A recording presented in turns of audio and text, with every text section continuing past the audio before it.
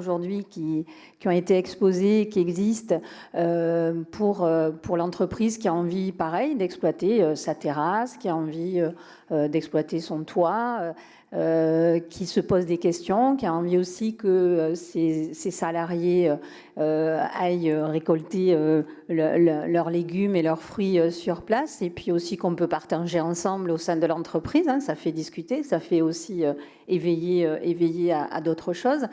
Et l'agriculture urbaine, c'est le maraîcher qui est à moins de 10 km.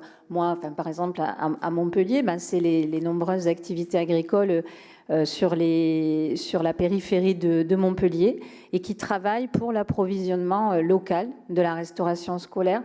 Nous, on a mis en place une structuration des filières pour pouvoir répondre à cet approvisionnement local de la restauration scolaire. Et actuellement, moi, j'ai un groupement là, de 60 producteurs avec les villes partantes pour qu'ils puissent aussi, eux, avoir une vision de nos besoins. Par exemple, nous, quand on met la tomate au menu, il en faut 3 tonnes. Bon, vous voyez, on a rencontré les maraîchers, ils nous ont dit « Ah oui, bon, quand même, on va s'organiser, mais c'est ce qu'on est en train de faire. » Et quel plaisir aujourd'hui de dire aux enfants, la tomate, elle vient de Latte. Enfin, Latte, c'est à moins de 10 km de Montpellier, ça touche Montpellier. Voilà, donc l'agriculture urbaine, je pense qu'il y en a plusieurs. Enfin, moi, c'est ma vision aujourd'hui.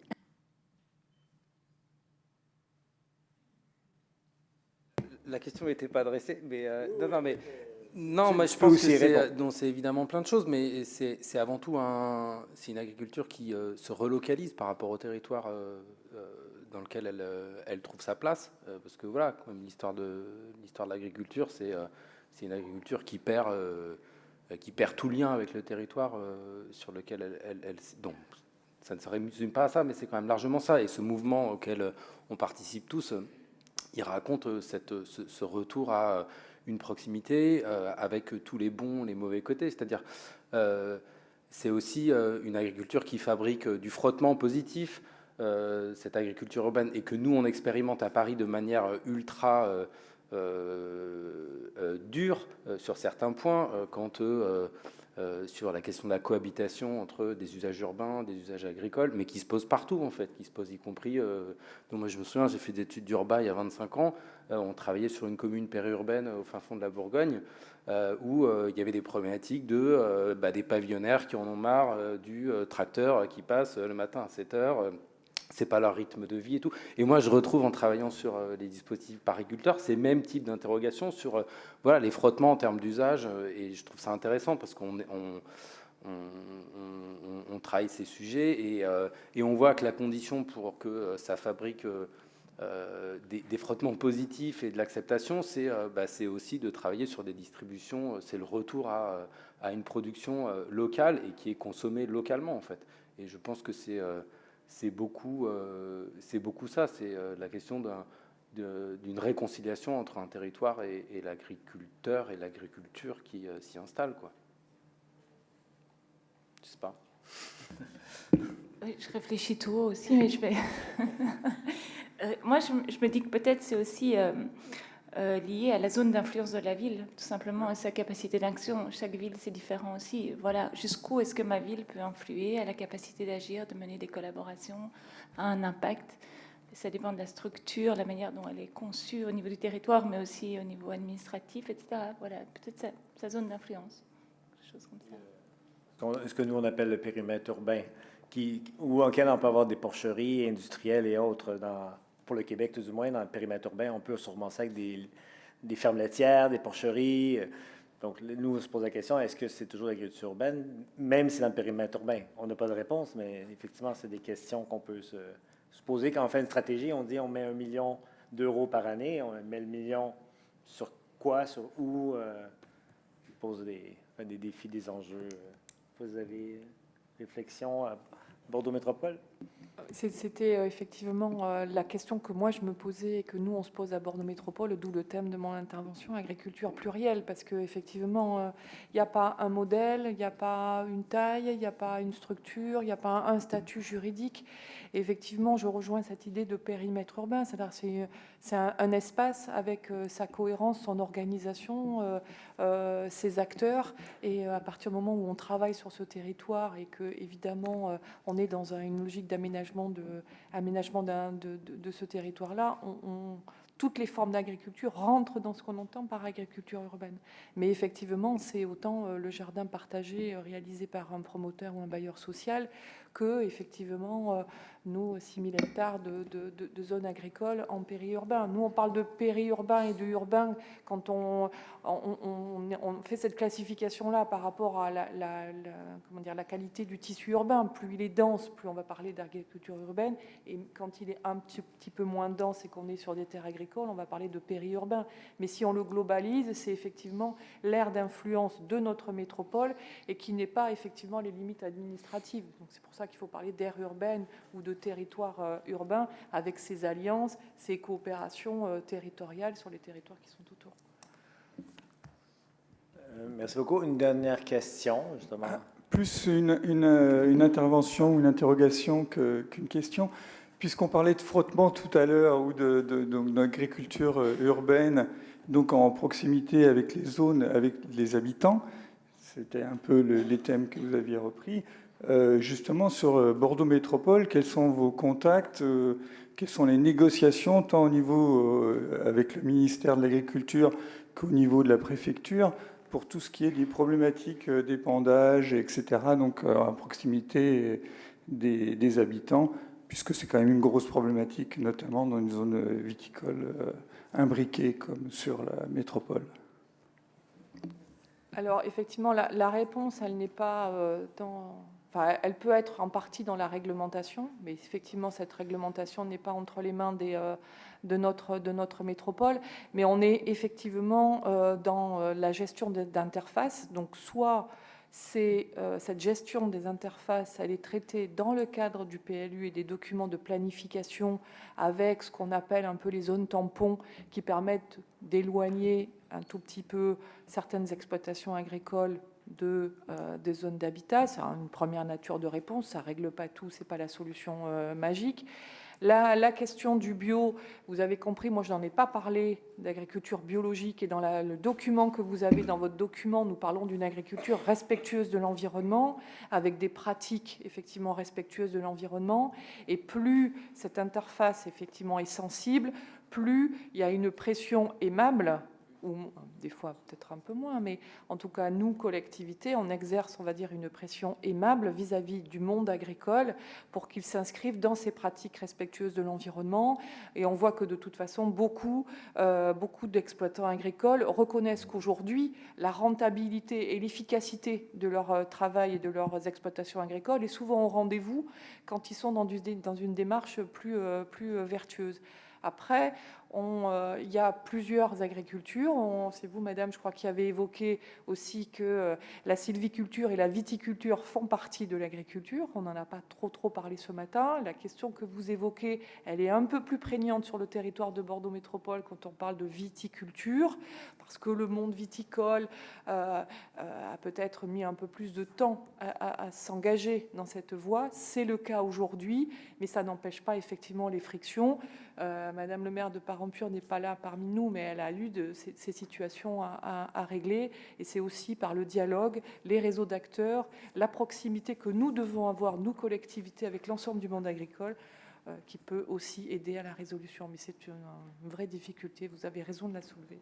Alors, une dernière question rapide pour Augustin. C'était une petite remarque par rapport à la question de l'agriculture urbaine. On voit apparaître une nouvelle forme d'agriculture urbaine qui est très intéressante, qui est la culture des plantes sauvages, qui est vraiment à destination des villes, qui consiste donc à ponctionner dans le milieu sauvage des espèces pour renforcer la biodiversité au sein des espaces verts qui, soit dit en passant, par exemple en région parisienne, sont essentiellement constitués d'espèces qui sont étrangères à la faune, donc qui ne permettent pas le nichage, donc l'habitat correct de cette faune au sein de nature urbaine. Voilà. Et donc, elle fait appel à ce qu'on appelle des agriculteurs multiplicateurs, hein, donc, qui ont vocation à produire donc, des graines, hein, de plantes sauvages, locales, pour reconstituer cette flore. Et c'est typiquement une agriculture à destination de la ville, uniquement à destination de la ville, contrairement à une agriculture alimentaire qui a vocation à nourrir tout un chacun. Voilà. Donc, on a aussi, dans certaines pratiques, des nouvelles formes d'agriculture qui sont très urbaines.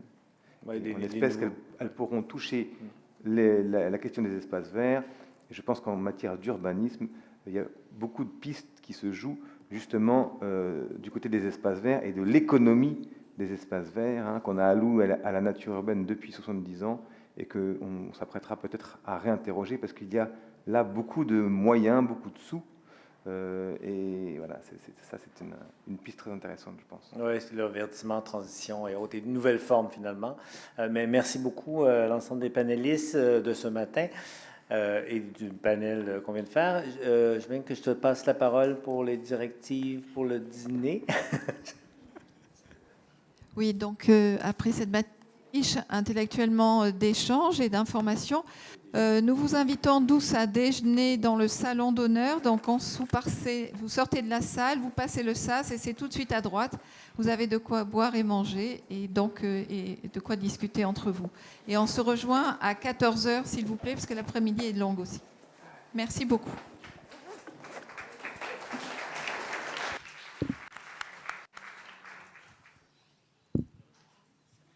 Alors, on a vu ce matin les histoires de politique publique et des exemples de quelques villes, on va dire, à travers le monde francophone. Cet après-midi, on va vous parler de projets d'agriculture urbaine plutôt, on va dire, marchands, c'est-à-dire quel que soit leur statut juridique, que ce soit des associations ou des statuts juridiques traditionnels d'entreprise, style des SAS ou des SARL. On va vous parler de projets d'agriculture urbaine. Ensuite, on va vous parler d'agriculture urbaine et d'économie circulaire. Terminer l'après-midi avec une présentation de l'exposition qui est dans le hall de Bordeaux Métropole, qui est une exposition qui traverse le monde sur l'agriculture urbaine qui a été montée par le Canada, si mes souvenirs sont bons, et terminer par un visa. On ne pouvait pas faire moins à Bordeaux de terminer par un paysage de la viticulture en ville. Donc, je vous souhaite une bonne après-midi et je passe la parole à Marion, qui est membre de l'Association française de l'agriculture urbaine professionnelle. Donc, on a oublié d'en parler ce matin, mais effectivement, dans tous les métiers, il y a ce qu'on appelle des interprofessions.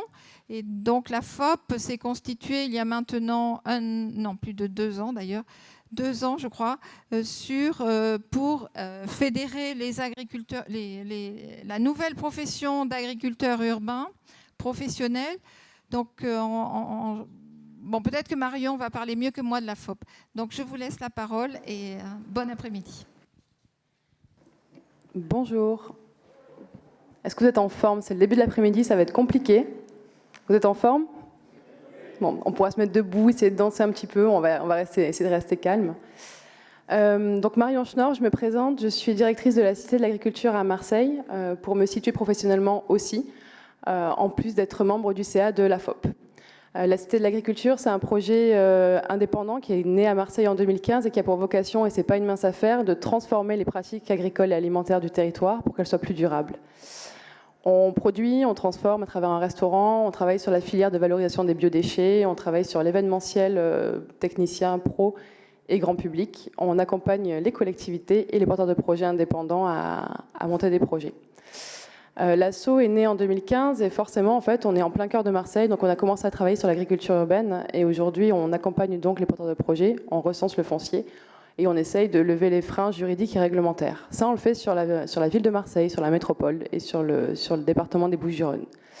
On se rend compte, on l'a vu ce matin, que l'écosystème de l'agriculture urbaine est très varié en fonction des territoires et que ce qui se passe à Marseille ne va pas forcément se passer à Bordeaux, à Nantes, à Angers ou à Lille. Et qu'il a donc fallu, l'opportunité, c'est même le besoin, puisque l'opportunité, c'est montrer de justement devoir créer une structure nationale pour être au plus proche des besoins de tous les territoires et pour pouvoir débloquer ce qui bloque sur un sujet qui est certes historique, l'agriculture urbaine, mais dont le mouvement se développe rapidement là. Donc la FOP a été créée en 2017 et a pour vocation de justement communiquer sur l'agriculture urbaine, fédérer les porteurs de projets entre eux et lever les freins. La FOP est constituée en 6 collèges, c'est-à-dire que c'est une association qui est très gérée par ses adhérents pour justement être au plus proche des besoins du territoire. Et donc les 6 collèges ont une vie plutôt très très dynamique et sont répartis comme suit, je vais vous les dire un petit peu. Le collège juridique qui a mené une étude sur plusieurs mois pour justement établir quels étaient les blocages des installations hors cadre. Le collège partie prenante qui a travaillé longuement sur une charte de l'agriculture urbaine durable, c'est-à-dire qu'on se rend compte qu'il y a beaucoup d'agriculture urbaine, on le sait, et pour justement essayer de sécuriser l'agriculture urbaine, donc les modèles économiques, l'accès au foncier et l'accompagnement des porteurs de projets. Donc c'est une charte qui a été écrite pendant un petit moment, qui a été signée par 13 villes en 2019, le 27 juin dernier, donc c'est tout frais. On organise une deuxième signature pour les villes du Sud, essentiellement, en octobre à Marseille. Et cette charte aura pour vocation, justement, de fédérer les acteurs qui s'engagent, et donc essentiellement les collectivités. Donc, petit appel pour ceux qui sont intéressés. Pour la FOP, je réponds simplement à la petite question de ce matin, c'est quoi l'agriculture urbaine ? Pour la FOP, l'agriculture urbaine, c'est tout l'écosystème des professions qui sont liées à cette production urbaine. Et donc, on va pouvoir aller de la production à la conception, à l'animation ou à des professions telles que les fournisseurs. Et c'est ce qu'on va voir dans cette table ronde de cet après-midi, puisque on a 5 intervenants, 5. Et ces 5 intervenants vont justement nous montrer une des entrées sur la filière. En préparant cette toute petite introduction, je me disais, mon Dieu, c'est génial, quel bonheur. Il y a 3 ans, on n'aurait jamais parlé de filière pour l'agriculture urbaine. On aurait parlé de porteurs de projets, on aurait parlé d'initiatives. Aujourd'hui, il y a clairement un truc qui est en train de changer, de passage à l'échelle, d'une ampleur qui est en train de prendre, et donc qui se professionnalise. Et la FOP est là pour ça. Je laisse la parole dans un premier temps à Stéphanie, qui va se présenter. Donc le bocal local, je laisse 15 minutes à chacun. Merci beaucoup. Bonjour. Alors je vais essayer d'être un peu tonique, histoire qu'il n'y ait pas d'endormissement post-déjeuner. Donc, je suis directrice et fondatrice de la structure Le Bocal Local. Ce matin, vous avez entendu parler du bocal à Montpellier. Bien sûr, Bordeaux et sa région, il y a le bocal local. On est un atelier, chantier d'insertion. Donc, on accompagne des personnes très éloignées de l'emploi à travers la thématique de la capacité alimentaire des territoires. Donc, vous allez me dire, c'est très vague. C'est vague en effet, et je vais vous expliquer au fur et à mesure du déroulé de la vidéo qui va repasser au moins 3 fois, puisqu'il fallait que ça dure 15 minutes, elle dure 5 minutes, bien évidemment, les étapes et les différentes activités support que nous avons, nous, développées pour travailler autour de cette dynamique-là, mais également travailler, en effet, sur cette logique de capacité alimentaire. Donc, la première activité support, c'est l'activité de glanage solidaire. Donc, on récupère les surproductions invendues de fruits et légumes uniquement, aussi bien chez des professionnels que chez des particuliers. On est vraiment dans une logique d'anti-gaspillage. On n'est pas dans une logique d'incitation à la production, quoique, on le verra sur un exemple, ça peut en effet aller sur ces dynamiques-là. Et ça s'intègre immédiatement dans un circuit de solidarité territoriale, puisque tout ce qui nous est confié est rerouté vers des associations locales de solidarité. Donc on travaille sans aucune exclusivité avec tout type d'acteurs de la solidarité alimentaire. Cette activité de glanage, elle nous permet, sur une première année d'activité, de test, d'avoir récolté plus de 10 tonnes, dont 20% viennent de particuliers. Donc, je ne sais pas si on peut les appeler des potentiels agriculteurs urbains individuels, mais en tous les cas, les particuliers font ressurgir une capacité alimentaire sur les territoires qui est juste peu ou pas valorisée, ou pas estimée en tous les cas à l'heure actuelle, et qui pourrait répondre à des problématiques alimentaires d'accès à une alimentation saine et de qualité pour beaucoup de personnes. La deuxième activité que nous avons, et vous l'avez vu passer tout à l'heure, surtout ne la jouez pas au Scrabble, elle ne vous rapportera rien, c'est le potaginage. On milite pour que ça apparaisse dans le Larousse parce que ça a du sens, mais pour l'instant, ça n'y est pas. Donc le potaginage, c'est la conceptualisation, création, mise en place et animation d'espaces autour du potager, comme vous pouvez voir là sur les images qui défilent. On travaille aussi bien avec des collectivités, donc Bordeaux Métropole en l'occurrence, sur des marchés publics ou sur des sollicitations de communes individuellement parlant, qu'avec des bailleurs sociaux ou avec des établissements privés. Les espaces de potaginage ont le doux avantage de répondre à plusieurs objectifs, plusieurs dynamiques, que ce soit du lien social, que ce soit de la solidarité, que ce soit de l'éducatif, mais aussi du lien intergénérationnel. Là, par exemple, c'est un espace qui est mis en place sur un EHPAD. Donc, on a une logique d'accessibilité au plus grand nombre et aussi sur un travail intergénérationnel, donc avec les plus jeunes et les plus sages aussi que nous avons. Sur cette activité de potaginage, l'idée est donc de travailler, en effet, de permettre au plus grand nombre de retrouver le plaisir du potager. C'est une mobilisation qui est une mobilisation de tous les instants. Tout à l'heure, on a entendu plusieurs exemples où on était assez éberlués, en effet, de voir qu'au Canada, des citoyens se saisissaient allègrement de cette opportunité sans avoir vraiment besoin d'autorisation à demander, etc. Ici, c'est vrai que ce n'est pas forcément le cas. Et du coup, nous, on essaye de travailler, de faciliter cette dynamique-là pour que le plus grand nombre puisse retrouver en effet le plaisir du potager, cette accessibilité. On travaille sur des principes d'agroécologie et de permaculture, donc bien évidemment une démarche zéro phyto qui pour nous est essentielle. Et on travaille aussi dans une logique de circularité exemplaire, puisque les espaces de potaginage sont faits à partir de bois de palette recyclés, on utilise du compost qu'on produit à proximité. Voilà, on est vraiment dans quelque chose de vertueux et de surtout aussi facilement refaisable chez soi. À travers le potaginage et 5 ans d'activité, puisqu'on fête nos 5 ans cette année, on a développé également un accompagnement sur mesure que vous avez vu passer, que vous reverrez passer 2 fois, qui est l'accompagnement TRACE, qui est un accompagnement d'ingénierie à destination des élus et collectivités. TRACE étant l'acronyme de Tremplin vers une régie agricole communale évolutive. Pourquoi ? Parce que oui, en effet, quand on parle d'agriculture urbaine, pour certains, c'est l'option d'une régie agricole qui peut être en effet une solution de relocalisation. Mais la régie agricole n'est pas forcément le Saint Graal. Donc, à travers cet accompagnement, en fait, on propose aux collectivités de faire un diagnostic territorial à un moment T de leur restauration collective, puisque souvent l'agriculture urbaine peut être sollicitée aussi. On a vu des exemples ce matin pour répondre à des objectifs étatiques qui vont arriver pour 2022. J'ai vu qu'à Montpellier, l'objectif était placé pour 2020. C'est encore plus louable. Donc, répondre à cette problématique de l'approvisionnement de produits de qualité, durables et voire bio à hauteur de 20%, c'est important et on se rend compte en effet que sur les territoires sur lesquels on intervient, il y a souvent cette problématique de l'accès au foncier qu'on a pu voir.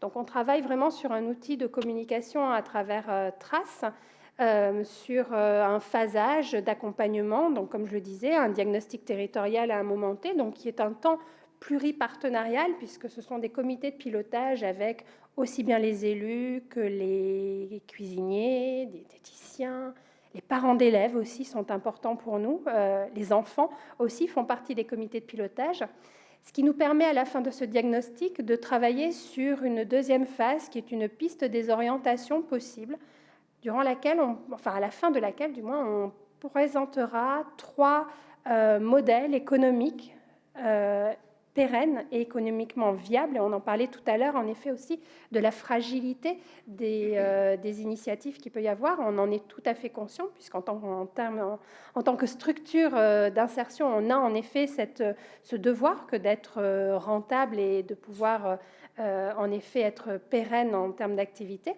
Et donc, du coup, sur cette deuxième phase d'accompagnement, l'idée est en effet de proposer 3 modèles aux élus pour qu'ils puissent choisir la façon la plus adaptée à leur territoire et à leur volonté également individuelle de répondre à l'approvisionnement de la restauration collective. Alors, ça peut être en effet une régie agricole, comme ça peut être la montée en compétence des producteurs à proximité qui ont la possibilité, en effet, d'augmenter leur production et de répondre à la restauration collective. Alors, quand je dis restauration collective, ce n'est pas que la restauration scolaire, hein, c'est vraiment la restauration collective qui peut inclure le portage de repas, les EHPAD et autres structures publiques à proximité.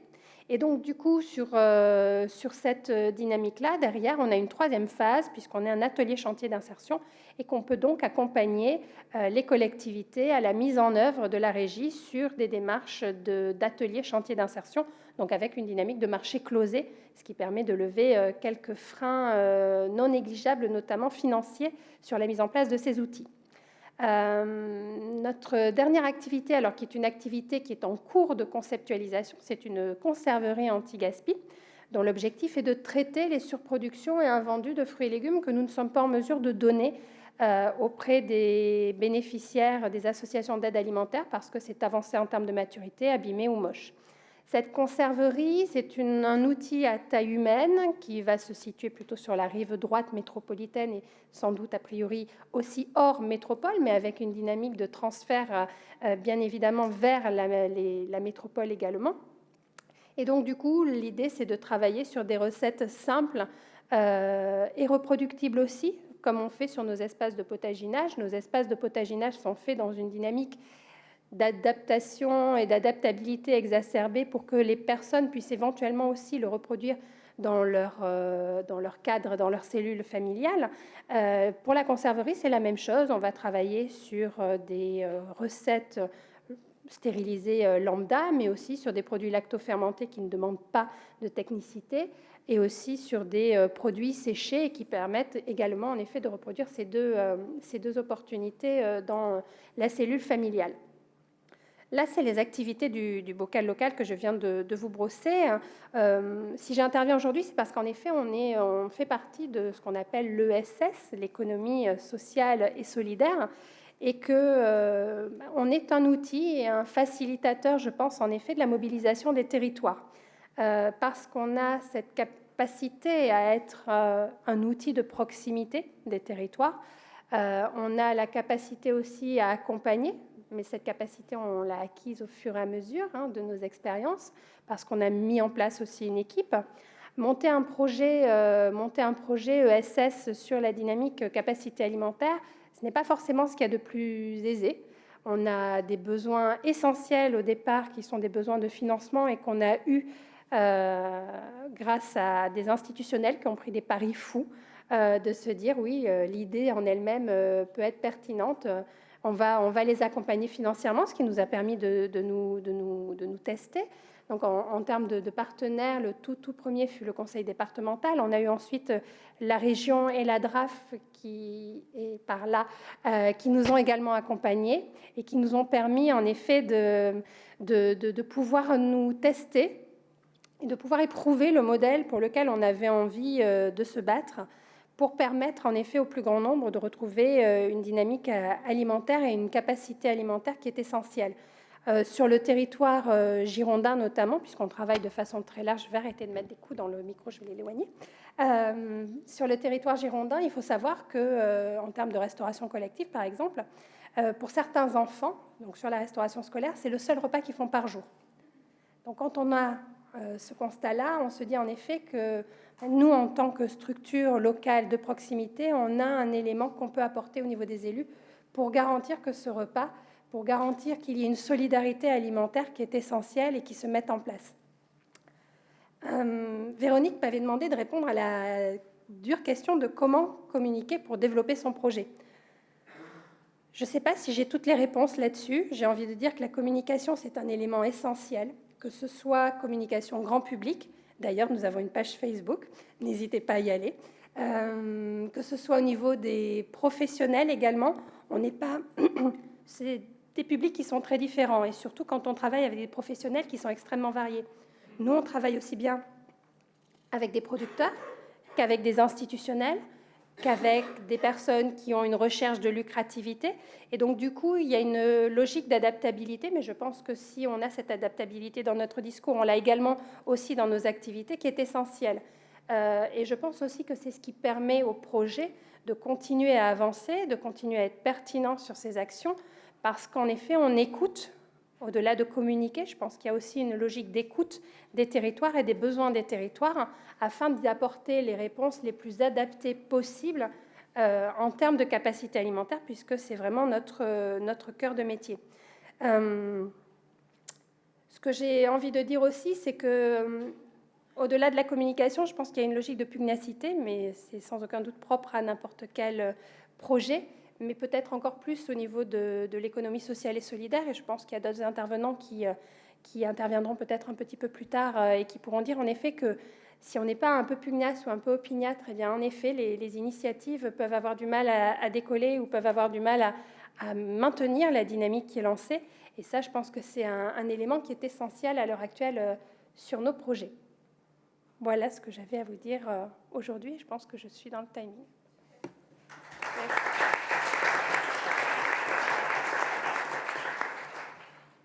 Merci. On va passer à Thomas Boisserie, qui a donc monté tout récemment une ferme en aquaponie à 2 pas d'ici, Pauline Air Farm, et qui va peut-être entrer dans les détails du montage de projets et du montage économique des projets d'agriculture urbaine. Tout à fait, j'ai la difficile tâche d'essayer de répondre à cette question. Merci Véronique de m'avoir sollicité pour ce point-là. Je peux zapper avec ça? Okay. Bonjour à tous, je m'appelle Thomas, je ne suis pas agriculteur à la base. Je débarque comme beaucoup de gens dans la culture urbaine aujourd'hui, dans un milieu qui est un peu tout neuf. Donc là, vous avez une photo de la serre, elle date de ce matin, parce que j'avais oublié de faire la présentation, donc c'est mon associé qui me l'a envoyé, avec la balançoire. Et ça, c'est le moment où on déprime un peu quand il fait trop chaud. Donc l'idée, c'était de se dire voilà, comment on peut associer aquaponie et rentabilité. Alors plus globalement, c'est plutôt agriculture urbaine et rentabilité, hein, si vous voulez, on peut essayer d'en parler. Si vous avez des questions, n'hésitez pas à me couper ou m'interrompre, parce que je ne suis pas sûr d'être toujours pertinent. Donc voilà, il n'y a pas de problème. Juste pour vous présenter un petit peu qui on est. Alors voilà, ça c'est la ferme. C'est une serre en aquaponie. Donc pour info, l'aquaponie, c'est la contraction d'aquaculture et hydroponie. Ça n'a rien à voir avec de l'équitation en milieu humide. C'est donc une serre bioclimatique qui est installée à Lormont. Et normalement, si je fais ça, ça fonctionne. Voilà. Bon, on va commencer par qui sommes-nous. Donc ça, c'est notre meilleur profil. Donc c'est Sandra à droite, mon associée, 44 ans, 20 ans dans l'agro-industrie, chez le plus grand nom. On en connaît plein dans le coin. Donc qui a appris à cultiver des choses dans des usines et s'est rendu compte que c'était pas forcément toujours super nickel. Alors, je sais pas s'il y a des représentants, mais on peut en parler après si vous voulez. Et moi à gauche, moi je suis issu plutôt du monde des ONG et du monde des startups dans le milieu du e-commerce, donc vraiment rien à voir avec la choucroute. Donc l'idée c'était de se dire, et si on essayait de travailler ensemble à proposer des produits de qualité, savoir d'où ça vient, que ça vienne en local, quand on voit que ce qu'on a dans notre assiette fait entre 1500 et 2000 km pour venir jusqu'à nous, même si c'est du made in France, et encore pire si c'est du bio, voilà, on s'était dit qu'est-ce qu'on peut faire concrètement. Autre chose, en septembre, il y a le GIEC, donc ce groupement d'une cinquantaine de nationalités de 150 scientifiques qui depuis 40 ans tirent la sonnette d'alarme sur le réchauffement climatique, concluait sur son rapport commandé par l'ONU. Donc c'est un rapport où il disait en gros quelle est la différence entre plus 1,5 et plus 2 degrés de réchauffement climatique. Et le rapport était super intéressant. En gros, c'est un peu la peste ou le choléra. Hein. On passe de 370 millions à 430 millions de migrants climatiques, de 70 cm à 1 mètre de hausse des océans. Bref, l'avenir n'est pas super joyeux. Mais la conclusion était super, était hyper intéressante. 2 choses qu'il disait, c'est d'abord, n'attendons pas que la science va solutionner le problème du réchauffement climatique. Deuxième chose, on peut agir maintenant en faisant 2 choses. Replanter des forêts et une autre agriculture. Et nous, c'est là-dedans qu'on essaie de s'inscrire. Donc, on a quitté un peu notre confort d'un bureau avec ordinateur climatisé, avec un bon salaire, pour se retrouver dans une serre à 45 degrés, à bronzer tout le temps. Et donc, on s'est installé ici. Ah ouais, ça a zappé un truc, je pense. Ok. Donc non en fait. Donc l'aquaponie, je vous disais, donc c'est de l'élevage associé à du maraîchage. Donc à gauche, vous voyez, c'est un écosystème, c'est des bassins de poissons. Alors les poissons ne sont pas encore là parce que l'eau est trop chaude pour l'instant. À titre d'info, la serre, on a commencé à la construire en janvier. On a fini la partie BTP et un gros muscle il y a 1 mois. On commence à peine à planter nos semis. Donc c'est tout frais, et les poissons, ils peuvent pas, l'eau est à 25 degrés avec la température qu'il fait en ce moment, c'est l'enfer. Donc la première partie à gauche, donc c'est les poissons. À droite, c'est la partie bactérienne qui va transformer, donc c'est la nitrification qui a transformé les déjections, parce que c'est toujours mieux de dire déjection, en nitrate, nutriments pour les plantes. Et ensuite, évidemment, les plantes. Donc là, pareil, c'est des photos de ce matin. Donc là, en bas, on a un peu de laitue, batavia, feuilles de chêne, tout ça. En bas à gauche, vous voyez un peu la serre, c'est une vision un peu plus globale. Voilà, et voilà, on est situé là. Alors pour ceux qui connaissent Bordeaux, il y a un pont Levant à Bordeaux, on est de l'autre côté à 5 minutes en vélo. On est sur une parcelle de Bordeaux Métropole, une parcelle qui fait 4000 m². Soyons honnêtes, hein, c'est du remblai, c'est principalement pollué, surtout par les métaux lourds, hein, issus de la LGV qui est juste à côté. Donc concrètement, on ne mange pas le pain de maraîchers qui auraient pu s'installer là en pleine terre. Donc on va s'installer en hors-sol sur cette parcelle-là. Donc là, vous la voyez, elle a le panneau point P au départ. Et concrètement, donc ça c'est un peu l'intérieur, pour vous dire qu'on faisait nos semis. Voilà, ok. Qu'est-ce que j'avais noté d'autre? Donc cette serre, c'est une serre qui fait 1000 m², 1050 m², qui a pour ambition de produire 50 kg de produits frais tous les jours, plus, accrochez-vous, 2 tonnes de rillettes tous les 3 mois, de rillettes de truite. Bon, ça, on n'a pas encore essayé, hein. Je vais en parler plus tard. Mais donc l'idée, c'est de produire à Lormont et de livrer auprès des restaurateurs 2 ou 3 fois par semaine à vélo, nous-mêmes. Parce qu'on s'est dit que travailler en serre, c'était pas suffisamment éreintant, donc faire du vélo, en plus, c'est toujours bien pour la forme physique. Sandra et moi, en fait, on a un peu des Laurel et Hardy, hein, de l'agriculture, donc là, aujourd'hui, on fait plein d'erreurs. On essaye plein de choses, on est très bien accompagné par un autre acteur de l'agriculture dans le coin. Et l'idée, c'est de vraiment travailler. On ne se présente pas forcément comme agriculteur, même si on a un code NAF qui rapproche de ça. On est un peu hybride entre du maraîchage, de l'aquaculture, de l'agro-industrie, parce qu'on va transformer dans le laboratoire qui avait juste là ici à gauche. Là, on a installé un laboratoire dans la serre, et qui n'est pas encore équipé. Et en fait, on est aussi un peu une start-up. L'idée, c'est de se dire, on va faire un test sur cette première serre-là, et si ça fonctionne, à ce moment-là, on peut potentiellement mettre à l'échelle. Alors, ma tâche était de vous parler de rentabilité. C'était compliqué parce qu'on n'a pas encore vendu notre première salade. Mais on a pas mal travaillé sur le business model, et puis on s'est pas mal inspiré d'autres choses qui sont faites ailleurs. Alors, je voudrais rassurer ceux qui doutent encore, il y a beaucoup d'acteurs d'agriculture urbaine qui sont rentables, et dans le monde entier. Je pourrais en citer quelques-uns. Il y a Urban Farmers, qui est à Bâle, en Suisse, Gotham Greens à Brooklyn, Lufa Farm au Canada, je pense que nos amis montréalais le connaissent, les Sourciers dans le Gers, qui fonctionnent très bien, ils sont moins urbains en effet, Big H, qui sont à Berlin et à Bruxelles. Alors, je ne sais pas s'ils ont, je ne sais pas où elle est passée, mais il y a notamment la plus grande ferme d'aquaponie, je ne sais pas si dans le monde ou en Europe, qui est construite au-dessus des abattoirs à Bruxelles, qui est quand même 3,5 millions d'euros d'investissement, ce qui est pas mal. Bref, alors je voulais vous parler un petit peu des facteurs qui peuvent faire que l'agriculture urbaine peut être rentable. Alors j'ai fait une liste un peu à la Prévert, des choses qui nous semblent, nous, importantes pour pouvoir se dire que l'agriculture, en tout cas, on va mettre toutes nos chances de notre côté pour pouvoir y arriver. Première chose, alors, ouais, super, ça fonctionne. Viser le low-tech. Alors, ça c'est quelque chose auquel on a longtemps réfléchi. Par exemple, la serre dont je vous parlais à Bruxelles, c'est à peu près 3 millions d'euros d'investissement pour 2000 m² de serre. C'est assez conséquent. Nous, on est à peu près sur... je vais être totalement transparent sur les chiffres. Elle fait à peu près 1100 m² la serre. On est à peu près sur 300 000 euros d'investissement. Donc on est à peu près du 255 euros du mètre carré. Voilà, tout compris, si ça peut vous parler. Donc déjà, en fait, le fait de se dire... On va réduire au départ les investissements de base pour pouvoir lancer la serre, ou lancer ma ferme, ça va déjà aider à avoir un poids de la dette ensuite qui soit beaucoup moins fort pour pouvoir tous les mois essayer de se payer un salaire, ce qui peut être chouette. Ensuite, évidemment, il y a de l'appui à l'installation. Alors, je ne sais pas, nous, pour notre cas, on a été appuyés, donc on est appuyé par la région, région Nouvelle-Aquitaine, par le département, par BPI France. Et tout ça, ça représente à peu près 110 000 euros sur l'ensemble de notre projet de 300 000 euros. Un peu moins, on est à 280 000 euros. Sandra et moi, on a mis un peu de sous, on a mis 16 000 euros à deux, c'est ce qu'on avait dans nos réserves. Et après le reste, on a été accompagné par Crédit Agricole, qui nous suit en dette, et un peu de crowdfunding en prêt, voilà, si ça peut vous parler. Concrètement, en panachant comme ça, on arrive déjà à avoir une sorte d'assurance que ça fonctionne pas trop mal, d'un point de vue investissement au départ.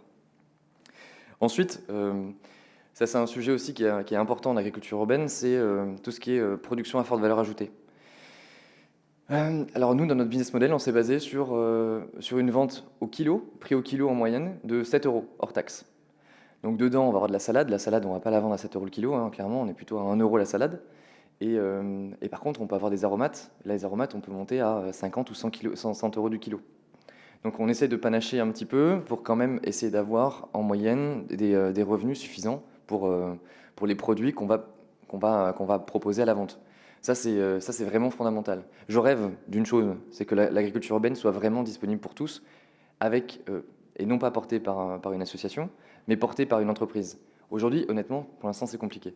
Après, on espère pouvoir faire des économies d'échelle, et avec des serres plus grandes, pouvoir se permettre de réduire nos prix, réduire nos coûts.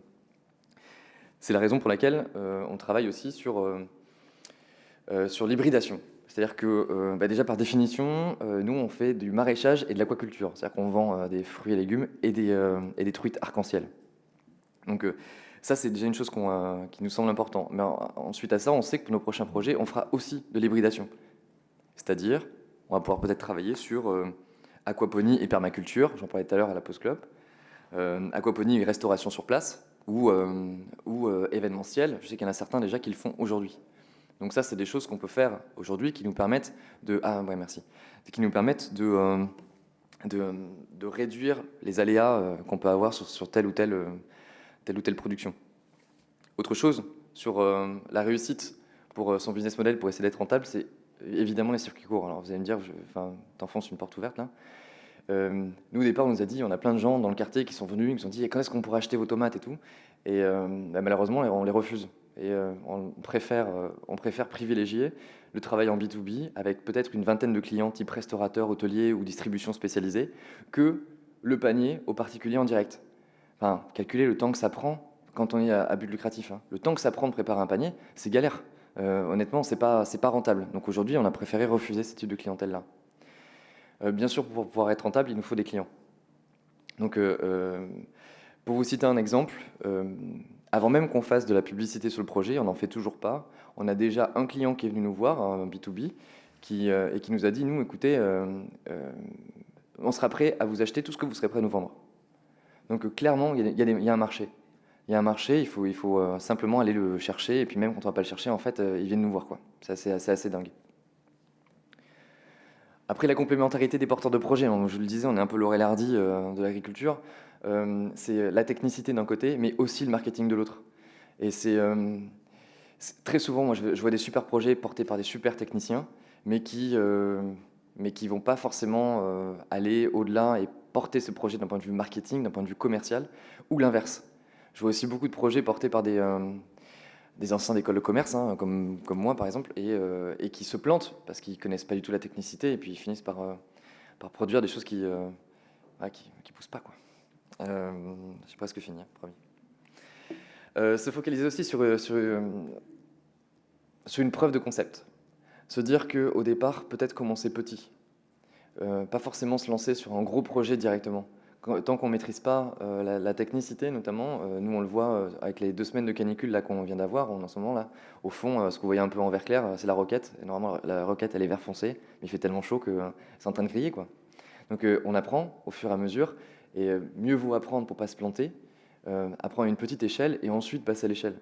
Ça ne veut pas dire qu'il ne faut pas avoir d'ambition, il faut juste qu'il faut commencer petit, mais voir grand, quoi. Enfin, dernière chose que j'ai pas mis là-dedans, c'est peut-être le statut. À voir. Nous, on a un statut SAS, t'en parlais tout à l'heure, Véronique, parce que demain, on a potentiellement l'ambition de lever des fonds. On se dit que peut-être qu'on va pas avoir tout le temps les banques qui vont nous suivre, et des business angels ou des fonds d'investissement, parce qu'il y en a beaucoup aujourd'hui. Je crois qu'il y a des représentants d'Agricool ici aujourd'hui. Agricool, je ne sais plus combien c'est 20 ou 30 millions d'euros qui ont été levés sur les 6 derniers mois. Donc c'est aussi des projets qui peuvent nous permettre de pouvoir se développer assez rapidement. Voilà, je crois que j'ai fini. Si vous avez des questions, n'hésitez pas. Je voulais enfin juste prendre en compte, dernier facteur là-dessus, sur la rentabilité, qu'il faut prendre en compte quand on s'installe en ville. C'est des problématiques qui sont fortes, l'esthétisme, qui vont jouer sur le coût d'investissement au départ. La sécurité, je peux vous mettre là avant, mais je ne sais pas si vous avez vu sur la photo, mais nous, en 6 mois, on s'est fait cambrioler 3 fois. On a dû installer une caméra, des capteurs de mouvement là, sur la droite. C'est quand même 2 000 € d'investissement, histoire que demain, quand on aura vraiment des plantes qui ne sont pas cramées, elles ne soient pas piquées, quoi. Et ça, c'est des choses qu'il faut quand même prendre en compte quand on est en ville. Moi, j'ai aussi discuté avec des éleveurs, notamment de moutons, qui retrouvent leurs moutons dépecés directement sur leur parcelle. Il y a toujours eu du vol dans l'agriculture, ça, il n'y a pas de problème, mais parfois, ça peut être des risques importants, surtout quand on engage des fonds importants au départ. Le climat, bien sûr, quand on est en ville, qui est différent de celui à la campagne. Nous, on est enchâssés entre deux rails de chemin de fer, et il y fait chaud. Et enfin, peut-être le foncier. Voilà, le foncier qui peut être aussi problématique. Clairement, quand on travaille, nous, pour niveler, on a déplacé plus de béton que de sable ou de terre, concrètement. Voilà, bonne journée.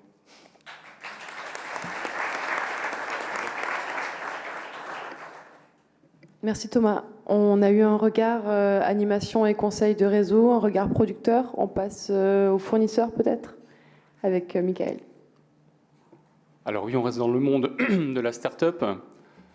Donc pour vous parler de ce qu'on fait donc à MyFood, donc on est positionné d'une manière assez particulière puisqu'on n'est pas producteur mais fournisseur de solutions. Donc je vais vous expliquer, c'est un peu plus on va dire vaste que ça, mais c'est une première manière de comprendre un peu ce qu'on fait. Donc on se reste principalement à la problématique de l'autoproduction, donc à savoir les personnes qui souhaitent produire leur propre alimentation. Donc ça change un peu la donne en termes de modèle économique.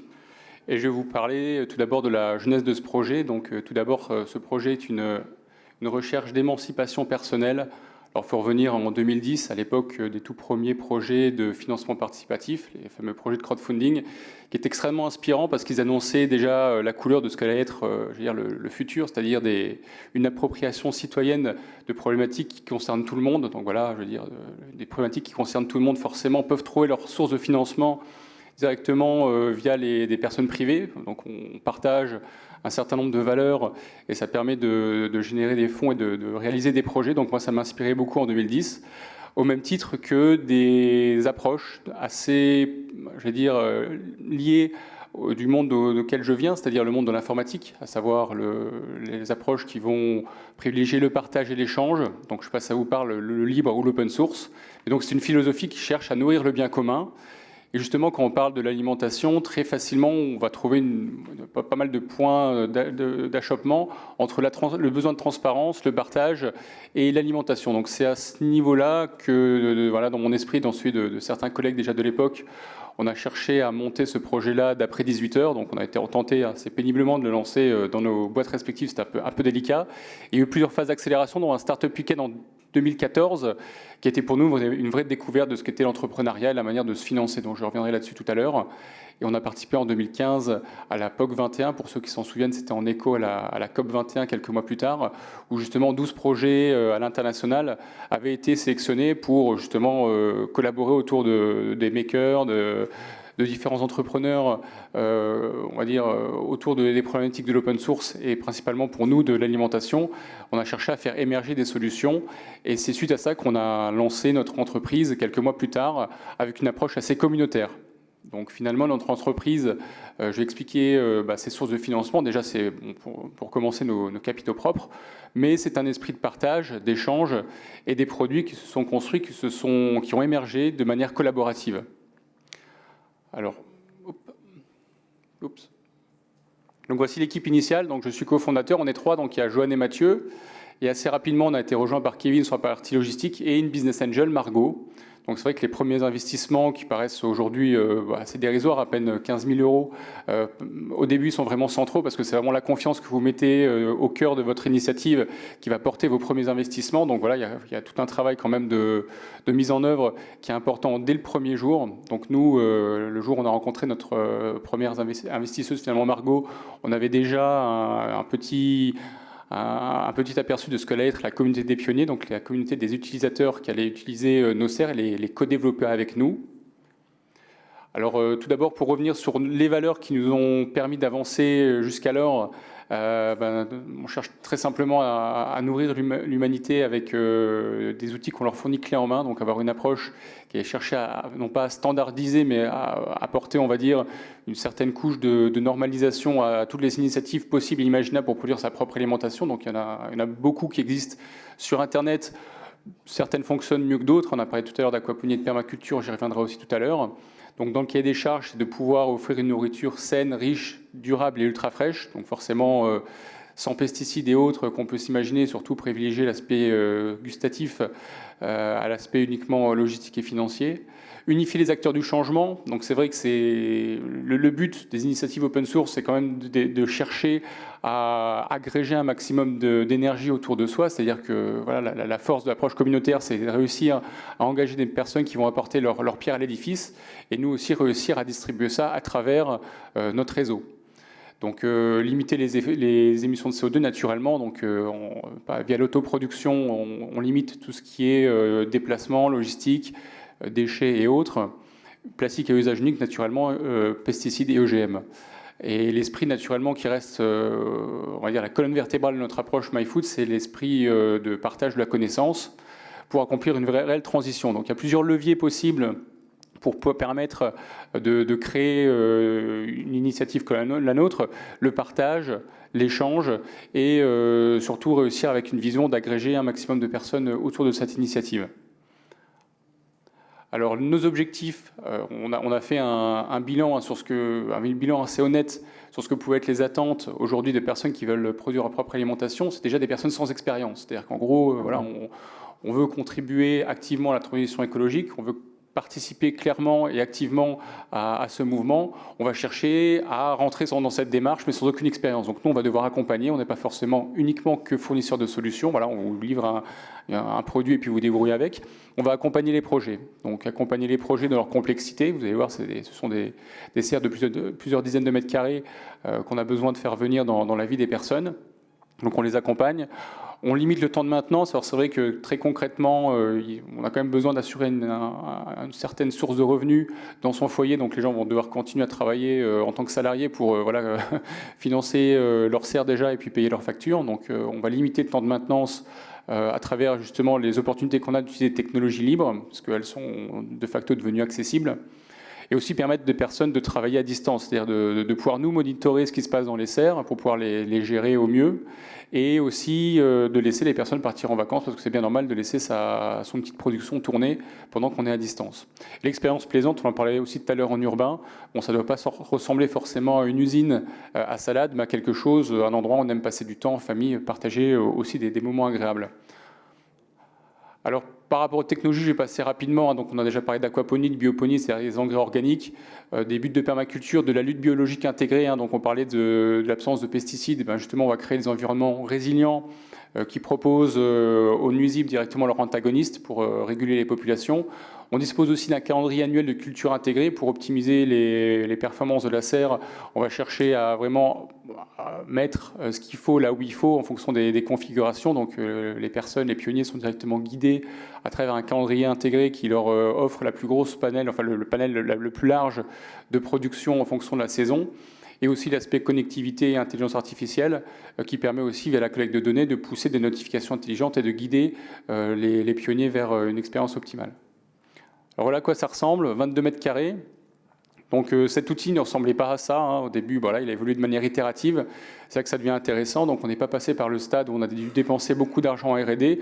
On a vraiment co-développé nos serres, et ça continue encore aujourd'hui, avec l'expérience de nos utilisateurs. Donc ils nous ont fait des retours, des feedbacks, on a fait des itérations très courtes, ce qui nous a permis vraiment de se mettre à l'écoute de la communauté et d'amener de l'innovation pour pas grand-chose finalement. Donc une manière de financer aussi des proof of concept, c'est tout simplement de les vendre, hein, c'est ce qu'on a fait. Donc ça fait partie de notre source de revenus principale, à savoir que les personnes ont accepté le risque d'avoir les premières versions de la serre. Et nous, derrière, on s'est engagé, avec une bonne relation de confiance, à continuer à mettre à jour, à supporter finalement cette initiative jusqu'au bout, c'est-à-dire d'amener le produit jusqu'à un produit fini et abouti. Donc là, vous avez quasiment la dernière version, avec un poêle à granules pour l'hiver, des panneaux solaires pour rendre la serre autonome, et des espaces de culture verticaux avec aquaponie et buttes de culture sur les côtés. Voilà. Donc ça, c'est pour l'aspect plus périurbain. Bon, ça tient aussi sur les toits et les terrasses. On est présent du côté de Marseille, hein, sur certains toits. Et aussi en périurbain, comme là du côté de Lyon, ou sur des propositions un peu plus petites de 3,5 m², on arrive à orchestrer le même type de production. Et là, on est aussi sur une tour bioponique plus petite, ce qui permet aussi sur 1 m² d'avoir 36 pots de culture simultanés, sur lesquels on a des résultats en intérieur et en extérieur. Donc là, on est vraiment dans la démarche de l'autoproduction adressée aux particuliers, qui va trouver aussi des intérêts dans les velléités entrepreneuriales de certains maraîchers ou restaurateurs, chambres d'hôtes, qui cherchent aussi à se différencier à travers justement une expérience aussi plaisante. Alors très rapidement aussi sur la partie connectée, alors on connecte pas forcément uniquement des données avec des algorithmes, bon, c'est certes assez intéressant, mais on connecte aussi les pionniers entre eux, c'est-à-dire qu'en gros on a un réseau social dédié où les pionniers vont poser des questions, auront directement accès à une base de données libre et publique, avec toutes nos recommandations à jour, mais pourront aussi avoir des agronomes dédiés qui vont répondre à leurs questions plus spécifiques en analysant leurs photos, leurs relevés, etc. Donc c'est de la connexion technique, mais aussi c'est de la connexion humaine, où justement l'aventure humaine va permettre à des pionniers expérimentés de rendre visite à des pionniers qui le sont peut-être un peu moins, et de réussir à mener une expérience, on va dire, d'intelligence collective à travers tout ça. Il me reste plus que 5 minutes. Alors, en termes de leviers qui nous ont permis vraiment d'accélérer et de nous financer, donc j'en ai parlé, donc le fait d'avoir des technologies libres open source, ça a fait que les technologies mises en œuvre ont été quasiment divisées leur coût par 10 ces dernières années. Donc si je vous parle de Raspberry Pi, etc., peut-être ça ne vous parle pas, mais c'est des petites cartes électroniques qui ne coûtent plus grand-chose aujourd'hui, donc ça a permis d'instrumentaliser les serres pour pas grand-chose.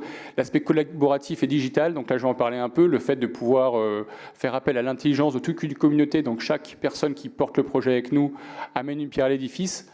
Et mine de rien, en termes d'acquisition, le digital a aussi de belles cartes à jouer, à savoir que nous, chaque résultat publié d'un pionnier qui fait, je ne sais pas, ses plats, qui partage son expérience, alimentera les réseaux sociaux qui, de manière organique, vont continuer à nous permettre de faire l'acquisition de nouveaux pionniers. Donc voilà, c'est un peu pas le chat qui se mord la queue, mais on va dire un cercle vertueux où les résultats et les réussites de nos pionniers sont utilisés, sont mis en œuvre, sont mis en lumière pour faire l'acquisition de nouveaux. Donc forcément, il y a des canaux digitaux qui sont mis en œuvre à travers les réseaux sociaux, à travers notre site internet qui va capter les personnes et nous permettre, nous, derrière, de faire un suivi sur les potentiels nouveaux pionniers. Et naturellement aussi cette expérience digitale qui se poursuit, y compris quand les personnes font partie de la communauté, on les accompagne, on fait des webinaires en ligne, on continue à être à leur écoute parce que leur feedback est précieux et c'est ça qui porte encore aujourd'hui notre R&D. Alors là, malheureusement, on ne voit pas grand-chose. Alors on a parlé du modèle économique de MyFood. Alors comment se financer? Donc on a tout d'abord les ventes, l'aspect récurrent sur le consommable, ce qui est clairement assumé dans le modèle économique de la serre en tant que telle. Donc nous, quand on annonce des performances sur une serre, on prend en compte les revenus mais aussi les charges.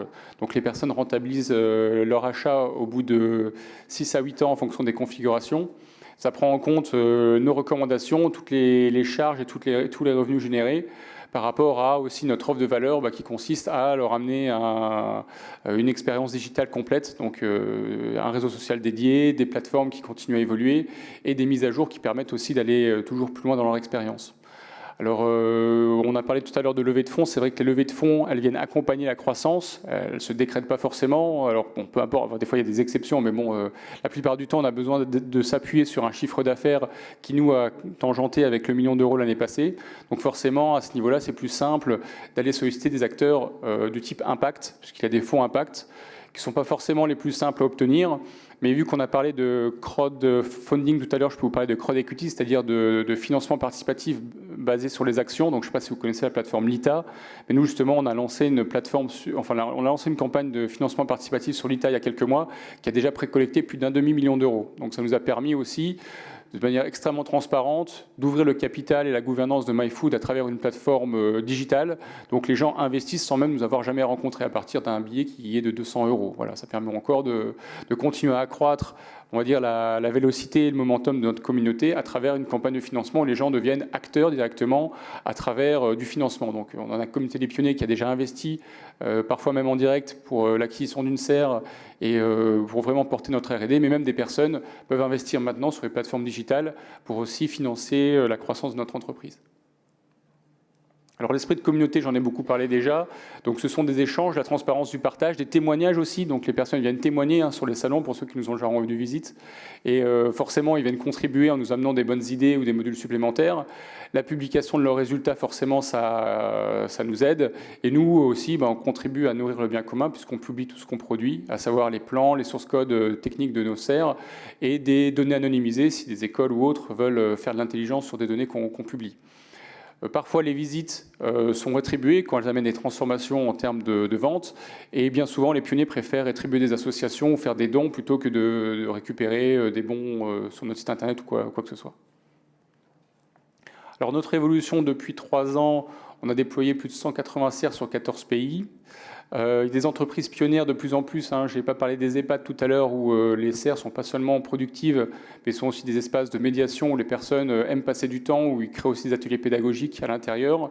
Il y a pas mal d'écoles, d'écoles primaires jusqu'à des écoles d'ingénieurs ou d'agronomie, et des partenaires institutionnels qui viennent aussi s'intéresser à ce qu'on fait, puisqu'on a la capacité de pouvoir tester à une échelle quasiment européenne des technologies, on va dire, durables, et permettre déjà d'avoir des validations de fonctionnement sur un parc, sur un laboratoire de ces 180 serres. Donc on a parlé du Canada tout à l'heure, donc on a le premier serre qui sont arrivés au Canada il y a quelques semaines, et on est présent jusqu'au Panama, au Qatar, en Corée, aux États-Unis. Enfin voilà, on a un développement organique qui dépasse largement aussi nos frontières.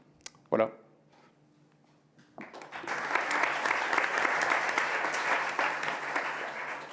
Merci.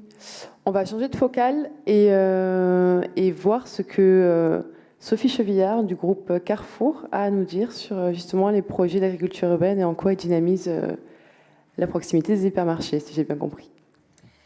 Tout à fait, merci. Effectivement, changement de monde, puisque je ne vais pas vous présenter le groupe Carrefour. En France, c'est plus de 200 hypermarchés, 1000 supermarchés, donc on est vraiment dans un autre monde. Véronique nous avait sollicité pour vous présenter en fait des retours d'expérience. J'ai peut-être ma présentation juste après, c'est ça ? Pour vous présenter, pour faire un peu un retour d'expérience sur différents projets d'agriculture urbaine que nous avons menés ces dernières années. Alors, on a des magasins qui sont situés en zone urbaine ou périurbaine, avec des attentes de consommateurs qui ont très fortement évolué ces dernières années, puisque ceci nous demande beaucoup plus de local, beaucoup plus de bio, etc. Donc, on est là aussi pour répondre à leurs demandes. Alors, on a commencé à réfléchir à ces projets en 2016 de mémoire.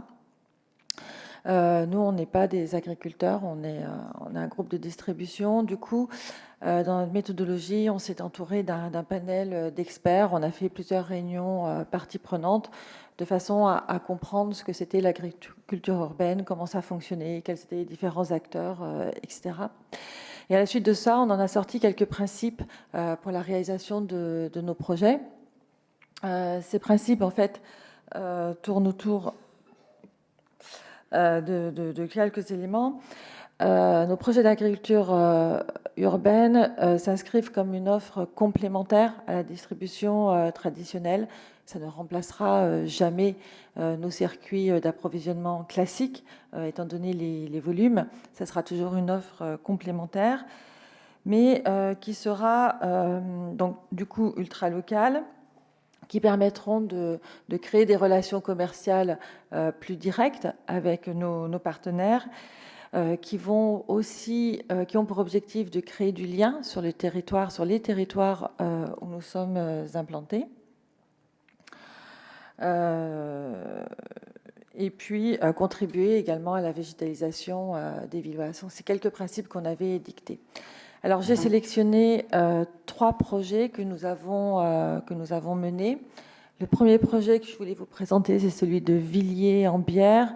C'est en région parisienne.